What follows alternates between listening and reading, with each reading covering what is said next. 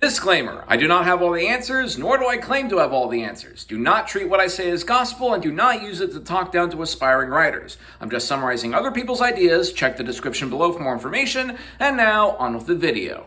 Last time we discussed uses and gratifications theory, the different reasons why people are attracted to certain entertainment media and what they get out of it. And those three uses and gratifications are the hedonic, the purely emotional reasons, the social reasons, and the utilitarian, the practical reasons. And they don't necessarily have to fit into one category. You got things like the hedonic social, in which we identify with characters, or we form parasocial relationships with characters. We got the utilitarian social, in which we have things like fan discussions and fandom. And we have the utilitarian hedonic, which we use entertainment media to either reaffirm or challenge our beliefs and values.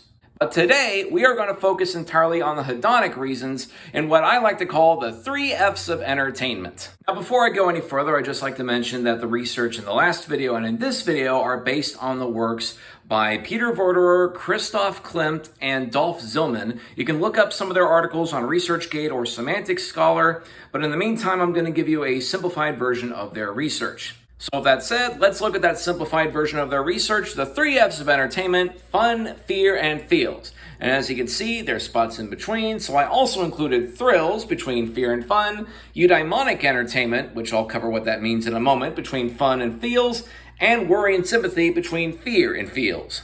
Now, the fun category covers everything that makes a work playful, humorous, amusing. If entertainment is playing make-believe, then this is play at its most playfulness.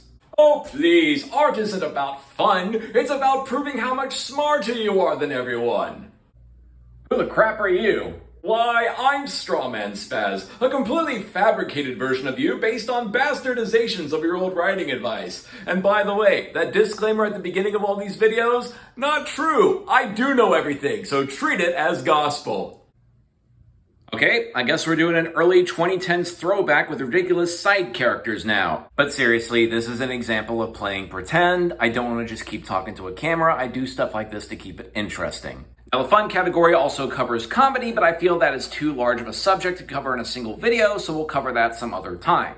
So let's move on to the next category, feels. Now, as I've covered on this chart, feels can fit into 2 different categories, the eudaimonic entertainment and the worry and sympathy entertainment. Now, eudaimonic I covered in the video on high art versus low art. Specifically, it's the emotion of awe and wonder. It's like looking over a vast landscape with low rolling fog, or beautiful orchestral music swelling up in the background. You wouldn't necessarily call it fun, but at the same time, you wouldn't necessarily say that it makes you sad. At the same time, we also have worry and sympathy for other characters. We either empathize with them, we understand their situation, we sympathize with them, we worry about their situation, and that creates the emotions down here. No, the best way to inspire awe is to show everyone how good of a writer you are. And the best way to elicit sympathy for characters is to beat the living crap out of them, especially if they're based on real people you don't like. God, there are still people that think that's who I am. You do know, for National Novel Writing Month, I wrote a pulp adventure story, a zombie story, and hentai, right? Now that's an exception there, because it's perfectly okay to write those when I do it. You're an insufferable prick, you know that? Haha, don't I know it? Moving on from that, let's talk about the last F of the 3 F's of entertainment, fear. This is the cycle of suspense and relief, tension and release. It can range from romantic tension to release to the build-up to a jump scare or something action-packed, and so on and so forth. It's the reason why we watch horror movies and we do this. No, don't go in there! He's got a knife! No, he's got 2 knives! He's got 3 knives! How can he have so many knives? Cover your eyes, Bucky! And the reason why we play video games and do this. Okay, attack left. No, attack mid. Left and mid. Okay, left. Yes, we almost got it. Yes! In your face! In your face!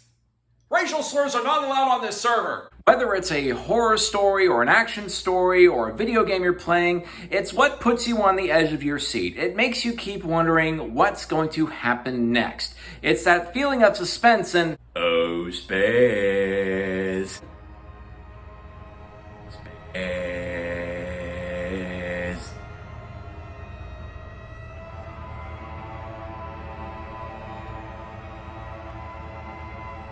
Tony Robbins. What the the fuck, man? So I hope this little self-demonstrating video gives you an idea of the 3 F's of entertainment: fun, fear, and feels. For more information, I suggest looking up the works of Peter Vorderer, Cristoph Klimmt, and Dolf Zillman.